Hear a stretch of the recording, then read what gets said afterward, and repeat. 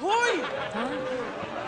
Ano ba naman, pabihira ka naman, Mumay? Bakit mo naman in-stop? Ay, sorry po, Mang Lando. Ang sabi po kasi sa akin ng nanay pining ko, pag daw po nawala kayo sa tono, stop ko na daw po.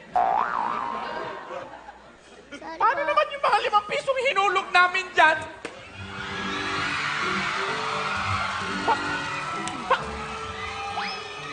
Anong nirereklamo mo? Gusto mong panunuki kita ng mga 10 pisong barya? Hanep! Bossing! Tutubo ka pa dun ah! Ikaw, dahil kahihigop mo ng mga sabaw, naging sabaw na rin yung utak mo, eh, no? Ah, ito naman si Paning, kung makapagsalita naman kasi, kala mo napakaganda. Ito talaga ako. Ate, wag mo lang patulan yan. Kaya ganyan yan, kasi lasing lang yan, kaya pangit ang tingin niya sa'yo. Ah, ganun ba? So, pangit ang tingin nila sa akin kasi lasing sila, kaya maganda ang tingin nila sa'yo. Sabi mo! Parang gano'n na nga, sige na nga. Ay, kamusta kaya itong restaurant habang wala tayo, no? Wala namang naging problema. Teka, nasa na nga pala si Kuya Olar mo? Oo nga. Ewan ko. Mumay!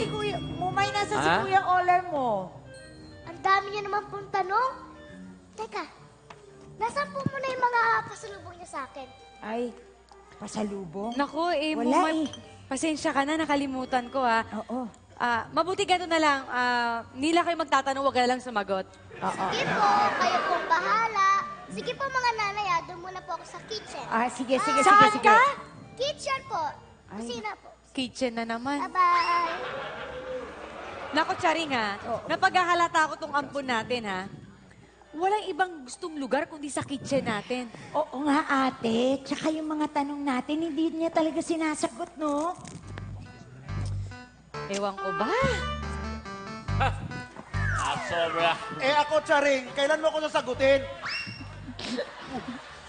Hoy! Paano ka sasagutin? Wala ka pang tanong. Hoy! Huwag mong sisigawan si Don Gario ah! Kita mo, boss ha? Hindi pumalag. Nakita mo naman. Tama yung ginawa mo. Sa'yo, oo. Pero sa hininga mo, wala talaga akong palag. Grabe. Yan kasi, manahimik ka na lang kasi. Right, boss. Ang ginagawa mo kasi, yung buga na bunga nga mo, air pollution yun. Okay. Ano? Sandali, sandali. Hindi ho, para ho kayong bangus. Sandali, eto ba yung wig ni Michelangelo? Bakit nasa'yo? Aba, pamilyar para sa inyo ito. Oo, sa kanya nga to. Pero tingnan na lang natin ngayon kung meron pa siyang mukhang ihaharap sa'yo kung hindi gamit ito. Ang sama mo naman. Kaya ka ba nandito para lang ipakita yung parte ng katawan ni Michelangelo? Bukod naman sa nais kitang masilayan at makita yung kagandahan, meron naman talaga akong sadyang napaka-importante sa'yo dito Meron akong business proposal. Huh? Walang business. Proposal? Proposal lang. Dali lang, ha. Para lang malaman mo, itong kapatid kong bunso, wala pa sa isip niya ang pagpapakasal. Tama. Ha? Tsaka, pangalawa, sa isip niya, parang gusto mong pakasal? Sa kanya? Mukhang hindi ka type ng kapatid ko. Kaya, umayos ka. Oh, boss, maayos ka daw. Hindi tayo. Ay, ba't ako nadamay dyan? Hindi ko type yan. Hindi ko rin type yan, ma'am. Huwag ka nga, tumahimik ka nga, Jack. Ha? Ang lakas, ha? Hindi naman ito marriage proposal lang ginagawa ko. Okay. Kasi ganito kasi, may nakikita kasi akong malakas ang potential itong restaurant nyo. No? Kaya ako gusto ko lang naman talaga mag-invest dito. No? Gusto ko lang mag-invest. Yes, tama. Ewan ko ba sa'yo? Ay, Pasensya ka na, Goryo. Mas nauna na ako mag-invest kay Charing. Ng feelings. uy. Basta ka na, Lito Kamo. Ay, ano pala, Justin Bieber ka pala ngayon. Basta ka na. Okay naman ako. Michelangelo. Parang si Arnelli. Kumusta ka na, Charing? Na-miss kita. Talaga, Michelangelo? Oo. Ikaw talaga, lakas mo naman makamulawi yung bagong wig mo. Bagay na bagay sa'yo. Talaga, Charing? Walang halong Charing? Salamat, ha? Oh, ala. Akala kasi ng iba dyan, mapipigilan nila yung pagmamahal ko sa'yo porket nakuha nila yung mahalagang parte ng buhay ko. Ang hindi nila alam, pangalawa lang yung wig sa buhay ko. Ikaw talaga yung una.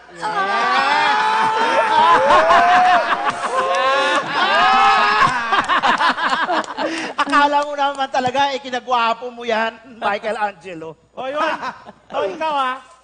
Huwag mong tinatawanan si Boss Mike ha. Hoy, huwag mo sinisigaw si Don Gorio, ha? Ano ba? Alam mo, sige, magsaksahan kayo. Sige! Para literal makakita kami ng saksakan ng pangit. Sige. Sige,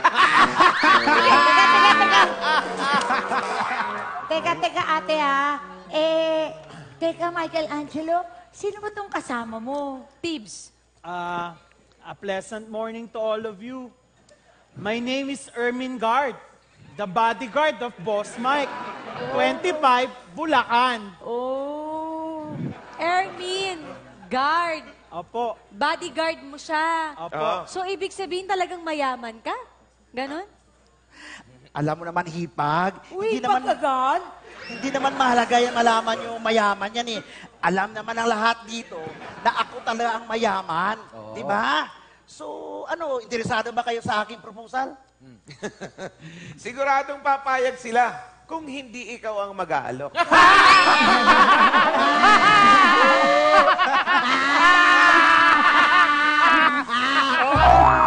Boss, bakit, boss? Alam mo, kanina pa kita, talagang nakakatawa na sa'yo, ha? Okay po. Bodyguard kita, Budi. Okay po. Dapat, sa akin ka kakampi. Okay Bakit po. ka sa akin ako makampi, ha? Sorry po, sorry Bakit po. ka nag-a-apply sa akin kung ganyan ka? Para sumeldo, boss. Tatawanan mo lang si Don Gorio tapos may sweldo na? Oo, Kung ganun, pare. mag-a-apply na rin ako. Ayan, gusto ko yan.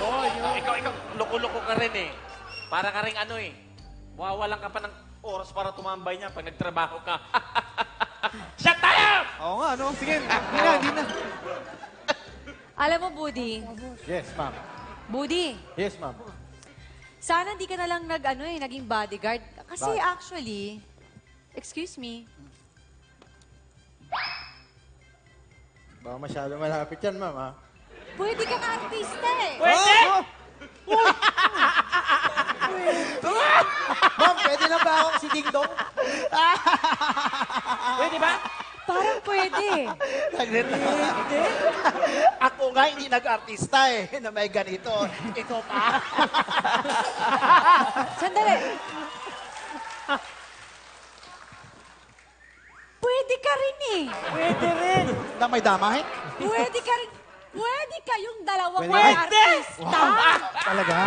Oo. Sus. Eto ha, mag-audition kayong dalawa kasi magbubukas na pelikula, naghahanap sila. Ay, Ng mga artista. Teka, ano nga bang title? Anong title? Patayin sa sindak si Sadako.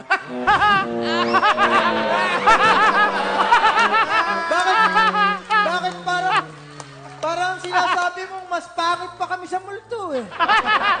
Kayo nagsabi niyan. Pambira ka! Pambira ka! In fairness, nakakadami ka na. Oo nga! Pambira ka, Budi! Babae ito! Hindi dapat pinapatulan! Aba, subukan mo kung patulan. Alam mo, Pining, no? Pasensya ka na kay Budi, ha? Pero dahil sa ginawa niya yan, uorder na lang ako ng papaitan, tapos bigyan mo lahat itong mga nandito ngayon. Dali lang, dali lang. Sige, Don Gorio! Thank you, boss. Don Gorio! Makinig ka, Don Gorio. Baka nakalimutan mo mayaman na rin ako. Gusto mo, sagot ko na yung pagpapaayos ng itsura mo. Unahin na natin ang pagpapapurga mo. Sama mo na yung bodyguard mo. Boss, ako muna unahin mo, boss. Ano ka ba? Okay na yung itsura mo. Kasi pag nagpaayos ka, wala nang masisindak sa'yo. Okay na yan. Handali nga. Kayo na pa tayo nagdadaldal. Nasa si Olar.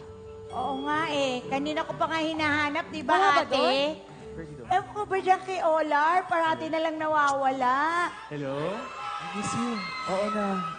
Nandito na ako. Oo. I miss you more. Sige na. Mamaya, okay? Kita tayo? Hmm? Sige na. Miss lang kita eh. Bakit kaya ganun? Ate. Mag-isa na lang talaga ako sa huli, no? Si Mumay, iniwan dito, pero pag nakita niya yung mga magulang niya, for sure, iiwanan din ako nun. Tapos ikaw, kita mo naman, sandamakbak yung nagkakagusto sa'yo. Sa akin, wala. Tapos tinan mo to si Olar, oh, mukhang kinikilig-kilig dun, mukhang may pag-ibig ding nagaganap. Tapos ako palaging wala, palaging sawi, palaging mag-isa, palaging malungkot. Ate Pining, huwag ka na malungkot. Saka di ba, imbis na mainggit ka kay Olar, pwede mabadrip ka na lang sa kanya kasi late na naman siya pumasok eh. Oo nga, no? Hoy, Olar! Bakit ka late? Ha? Ano yan? Ano yan? Sino yung ka-text-text mo? Tawag-tawag ka pa dyan? Wala po. Ganun. Ikaw ba ay nararapat sa amin? Ano ba yan? Bakit mo naman? Bihira naman, oh. Ano? Ano ka din? Ano? Ang sabi ko, hi. Hindi, hoy, hi. Olar, ha? Ano yan? Bakit late ka dumating? Tsaka sino yung kausap mo? Pasensya na po, late ako. Oo, alam ko, late ka nga. Papasok naman po talaga ako. Yung nga lang, nagkasalubong po kami ni Monica. Yung bagong kapitbahay natin dito lang. Grabe yung bango niya. Ang ganda niya. Mag-text na kami. Ay, nakakakilig. Ganon. So, kinikilig ka. Opo. Sobra? Sobra. Taga saan yung Monica? Dito lang po. Yung taga dito. Opo. O, pag sumunta kay Monica, sasabihin ko may anghit yung paa mo. Ay! Sa'yo pala yun. O, ewan ko lang kung kiligin pa rin siya sa'yo. Sa'yo pala yun, ha? Ay, Hindi nako. po. Oh.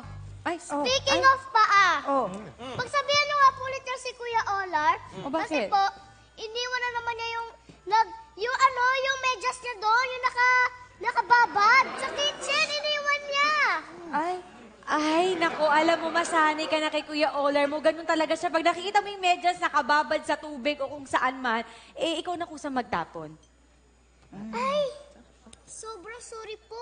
Bakit? Naibuhos ko po kasi yung mga medyas niya sa kaldero kanina. Napagbahalan ko po kasi sabaw ng papaitan eh. Ito yung Sorry po. ano ka ba? Bakit ngayon mo lang sinabi? Kaya pala ang pait ng papaitan nyo. Sobrang pait. Pait-asim. Pait. Ngayon mo lang sinabi. Oo nga. Sabi niyo po sa akin kanina, huwag ko na sagutin yung mga tanong niyo. Ganun ba? Anyway, pass is pass po. Ay, teka. Kuya, sa'yo na po.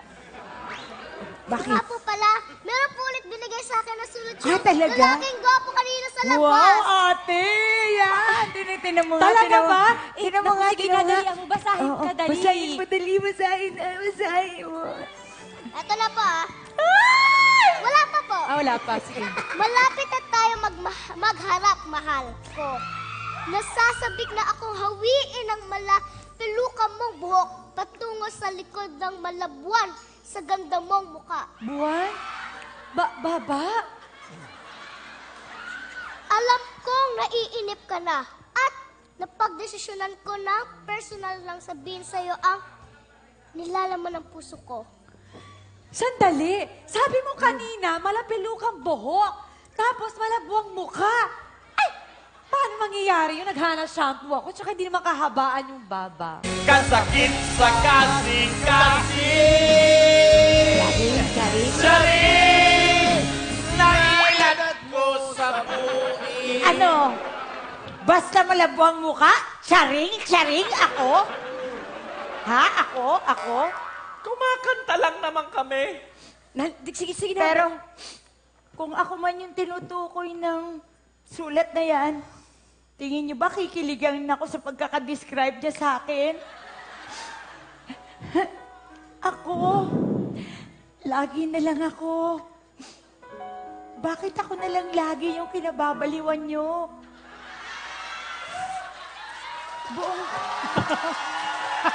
Diba?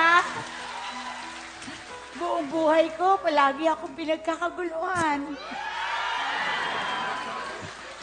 Kinaiinggitan. Pinag-aawayan. Ayoko nang maging maganda. Ayoko na, ate. Shh, tama na, Charing. Wala tayong magagawa sapagkat saksakan mo ng ganda. At ang shape mo, kakaiba. Charing naman eh. Ano? Dapat nga ako nag-i-emote dito. Ikaw yung emote ng emote Ah, dyan. ikaw ba? O sige, ate, ikaw na lang mag-emote. Andali. Sige, Saan may mag-emote ka pwesto mo nga. kanina dito? Ayan, dyan. Parang mas gusto ko kasing Yan. magwala. Pero wala namang sapat na dahilan. Sige, tapusin mo na yan. Okay po. Maya na ako mag-emote. O, anong sabi pa? Eto po, alam kong naiinip ka na. At napagdesisyonan ko ng personal na sabihin sa'yo ang nilalaman ng puso ko. Oh?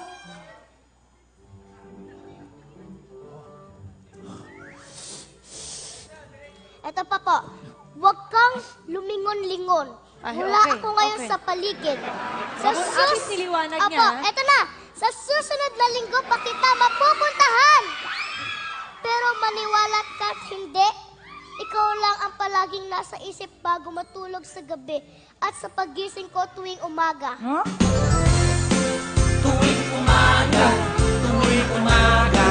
Tuwing umaga, mag-exercise tayo tuwing umaga. Kumakatawan natin ay sumigla. Mag-exercise tayo tuwing umaga. So, kanina, wala akong dahilan. Ngayon siguro, may dahilan na ako para magwala. Ano na ito?